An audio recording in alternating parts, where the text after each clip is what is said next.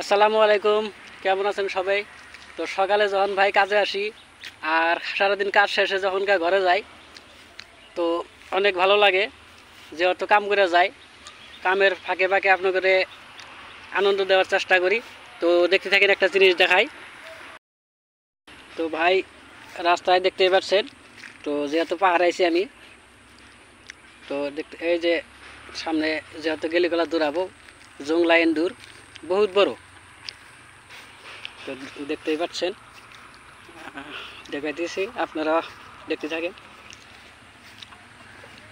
আমি তো ভাবছি যে এটা হাতির বাচ্চা নাকি, পরে দেখলাম নাকি, পরে দেখে এটা বিলাতি এন্দুর বিলা হইল।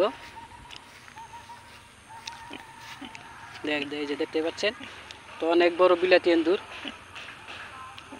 তো আপনারা কমেন্ট বক্সে অবশ্যই বলবেন যে এটা বিলাতি এন্দুর না অন্য কিছু।